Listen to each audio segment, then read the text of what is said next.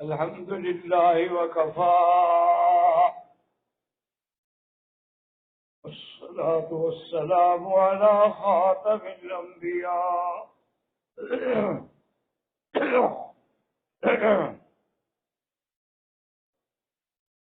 والصلاة والسلام على خاتم الأنبياء سيدنا وحبيبنا محمد المصطفى وعلى آله المجتبى وأصحابه النجبى. اللهم صل على سيدنا محمد النبي الأمي الهاشمي وعلى آله وأصحابه نجوم الهدى. أما بعد، فقد قال الله تبارك وتعالى في القرآن المجيد والفرقان الحميد: أعوذ بالله من الشيطان الرجيم. بسم الله الرحمن الرحيم. ربنا وابعث فيهم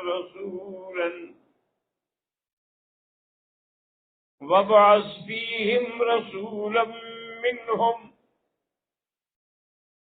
يتلو عليهم آياتك ويعلمهم الكتاب والحكمة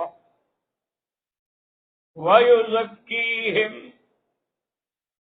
إنك أنت العزيز الحكيم. قال النبي صلى الله عليه وسلم: أنا دعوة أبي إبراهيم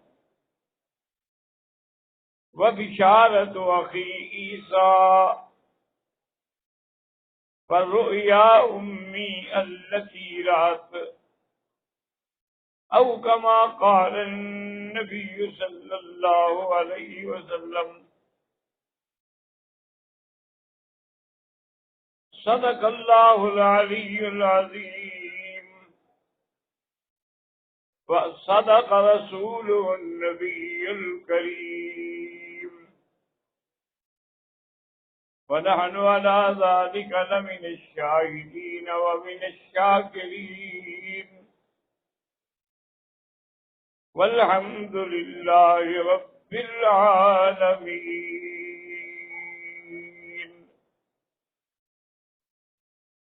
رب اشرح لي صدري ويسر لي أمري واحلل عقدة من لساني يفقهوا قولي.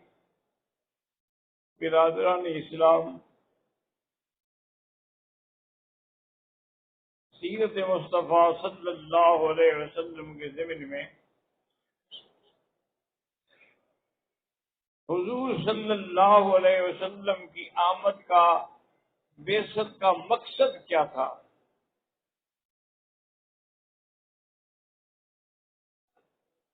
اس کے لیے اللہ نے قرآن پاک میں یہ ذکر فرمایا ہے کہ حضرت سیدنا ابراہیم الخلیل علیہ الصلاۃ والتسلیم بناء کعبہ سے فارغ ہو کر اللہ سے یہ دعا مانگی: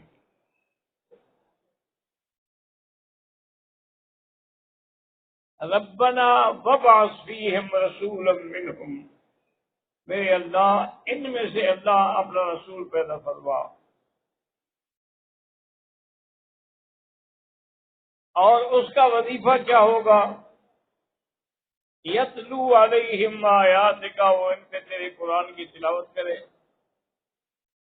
وَيُعَلِّمُهُمُ الْكِتَابَ، اور ان کو تعلیم دے قرآن کی، والحکمت، حکمت سے مراد حدیث بھی ہے اور حکمت سے مراد بہتر باتیں بھی ہیں۔ بھائی وزکیہم، اور ان کا تزکیہ کرے باطن کا، کہ اندر باہر سے وہ پاک ہو جائیں۔ اسی لیے میرے اللہ نے حضور کے صحابہ کے بارے میں فرمایا اولئک الذین امتحن اللہ قلوبہم للتقوی، یہ لوگ ہیں جن کے دلوں کا امتحان میں نے لیا ہے۔ اسی طرح اللہ تبارک و تعالی نے حضور صلی اللہ علیہ وسلم کو بتلایا کہ آپ کے صحابہ جو ہیں یہ بالکل خالص ہیں، اندر باہر سے آپ کے تابع ہیں۔ آپ اندازہ کریں کہ یہ وہ دور تھا جس کو دور جاہلیت کہا جاتا ہے۔ دور جاہلیت کا کیا بنا کہ یہاں ہر برا کام ہوتا تھا، جوا ہے، شراب ہے، زنا ہے، ڈاکہ ہے، چوری ہے، بے حیائی ہے، حتیٰ کہ یہ عالم تھا کہ کعبۃ اللہ کا طواف جو ہے وہ مرد اور عورتیں جو ہے ننگے کرتے تھی، اور بت بھی رکھے ہوئے تھے ان کو بھی ہاتھ لگاتے رہتے تھے، طواف بھی کرتے رہتے۔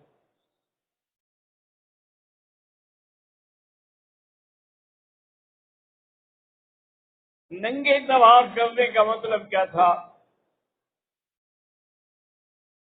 کہ کیوں ننگا طواف کرتے تھے؟ وہ یہ سمجھتے تھے کہ جن کپڑوں میں ہم نے گناہ کیے ہیں ان میں کیسے اللہ کے گھر کا طواف کریں،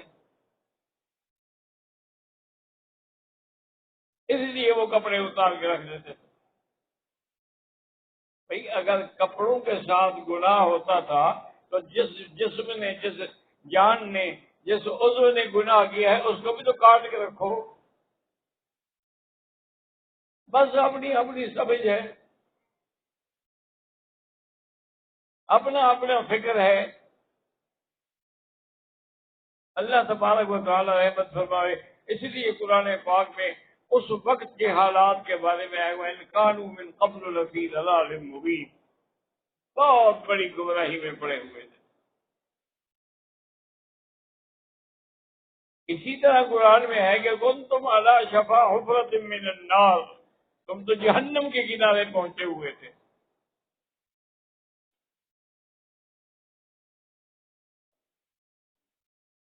یہ تو حضور صلی اللہ علیہ وسلم کی آمد اور آپ کی آمد اور آمد کی شان میں اللہ تبارک و تعالی نے رنگ ہی بدل ڈالا کہ وہ جو زمانہ جاہلیت تھا وہ خیر القرون بن گیا۔ حضور نے فرمایا خیر القرون قرنی، سب سے بہتر زمانہ میرا دور ہے، ثم الذین یلونہم ثم الذین یلونہم، او کما قال النبی صلی اللہ علیہ وسلم۔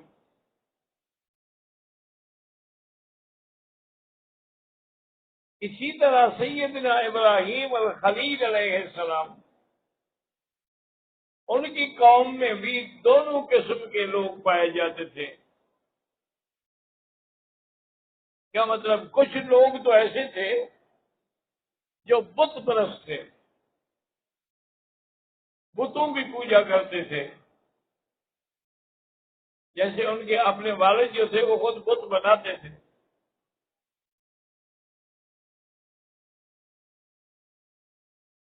اور ایک قوم آپ کی ایسی تھی جن کا عقیدہ ستاروں کے ساتھ تھا،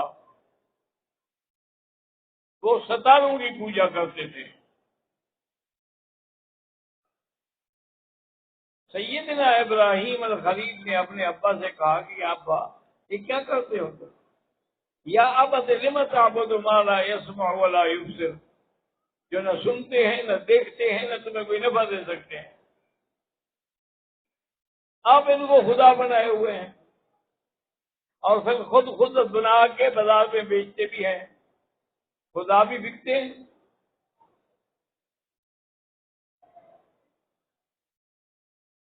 یا ابت انی اخاف ان یمسک عذاب من الرحمن.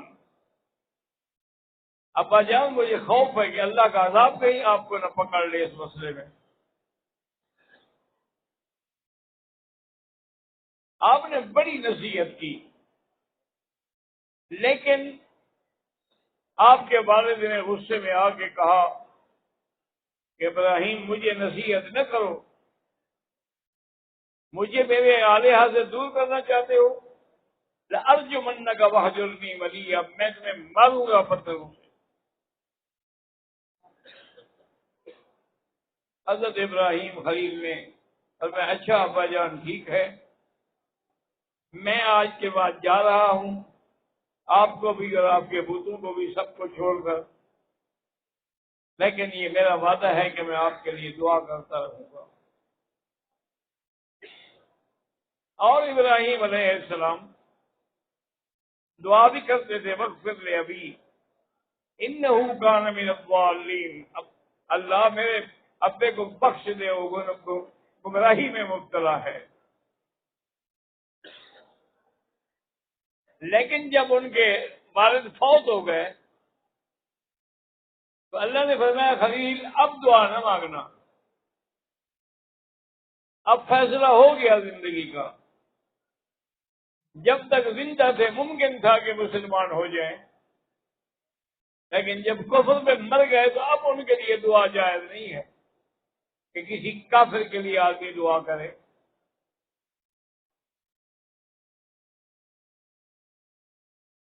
اسی لیے قرآن پاک نے وضاحت کی ہے کہ وما كان استغفار ابراہیم لأبیہ الا عن موعدۃ وعدها إياه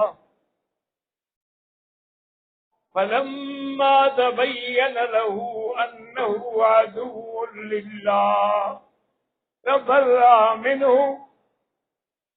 کہ ابراہیم نے اس وقت تک اپنے والد کے لیے دعا مانگی جب تک کہ فیصلہ ان کی زندگی کا نہیں ہوا. جب واضح ہو گیا کہ وہ کفر میں مر گئے ہیں تو اب آپ نے دعا مانگنا چھوڑ دی.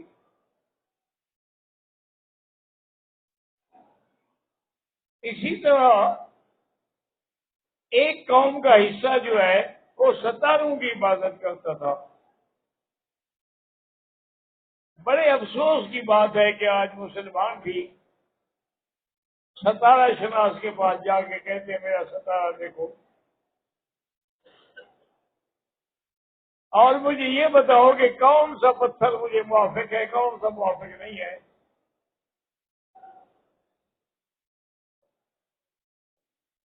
مسلمان ہو کر بھی ان پر یہ عقیدہ رکھتے ہیں.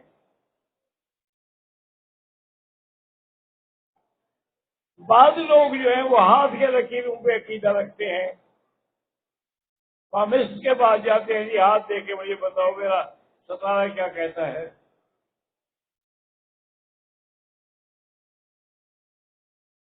حالانکہ یہ نہیں سمجھتے کہ یہ بندے جو 5 روپے اور 10 روپے اور 20 روپے لے کر تمہیں ستاروں کا حال بتا رہے ہیں، جو خود دھکے کھا رہے ہیں اپنے ستارے کا ان کو کوئی فکر نہیں.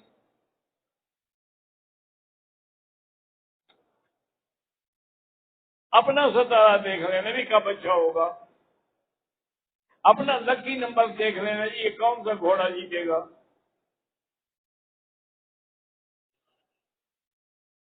بس ایک جہالت ہے، اور جہالت کی بھی انتہا ہے.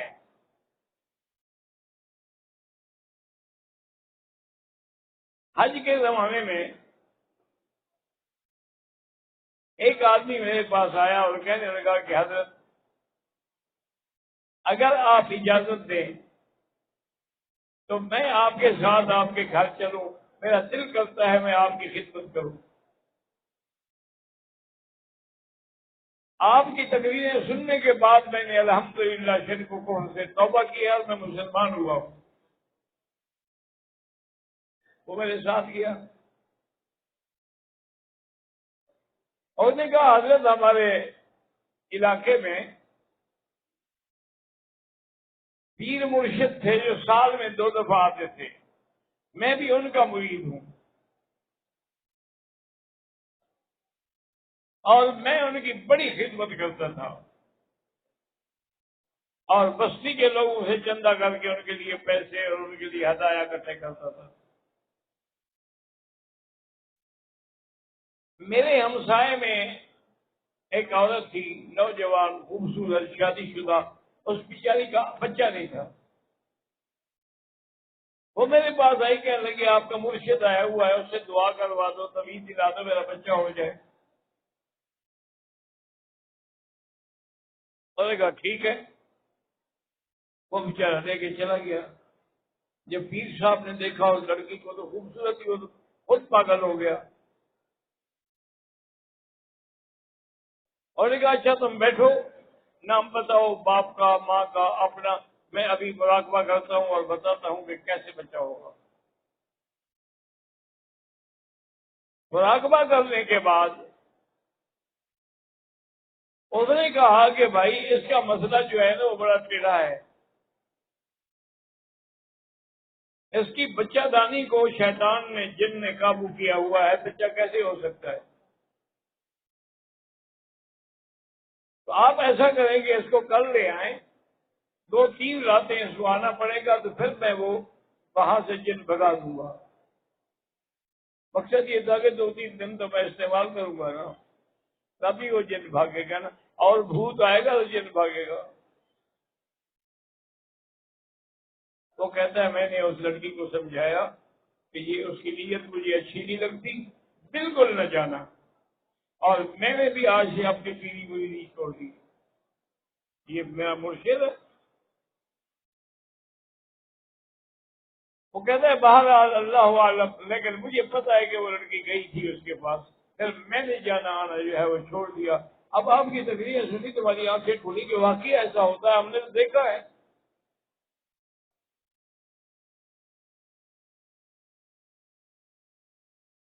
سیدنا ابراہیم الخلیل نے اپنی قوم سے کہا فَلَمَّا جَنَّ عَلَيْهِ اللَّيْلُ رَأَىٰ كَوْكَبًا قَالَ هَٰذَا رَبِّي۔ جب ستارے نکلے تو حضرت ابراہیم نے فرمایا یہی خدا ہے۔ فَلَمَّا أَفَلَ قَالَ لَا أُحِبُّ الْآفِلِينَ۔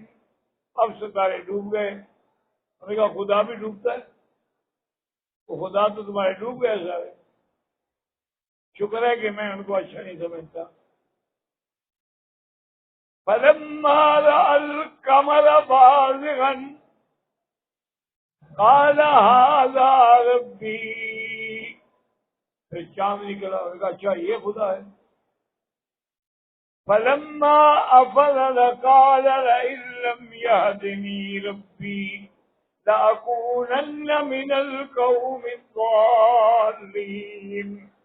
اب جب چاند بھی ڈوبنے لگا، ابراہیم علیہ السلام نے کہا کہ یا اللہ تیری رحمت ہے کہ تو نے مجھے ان گمراہوں میں نہیں شامل کیا۔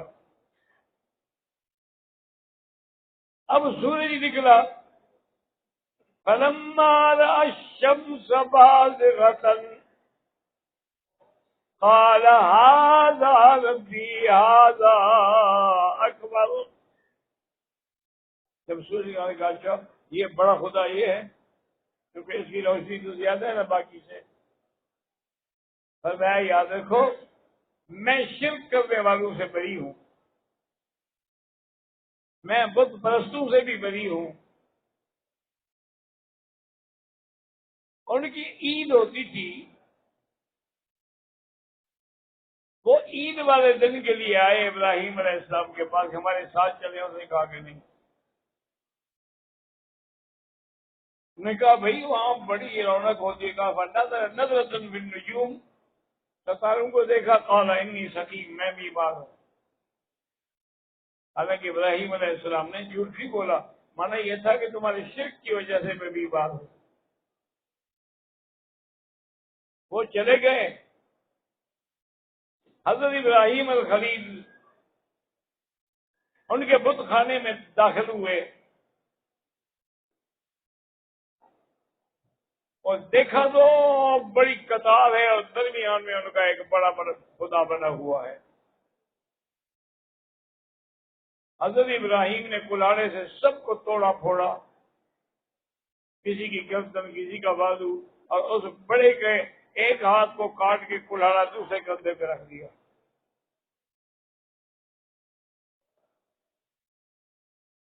اب وہ جب واپس آئے اپنا جشن منا کے،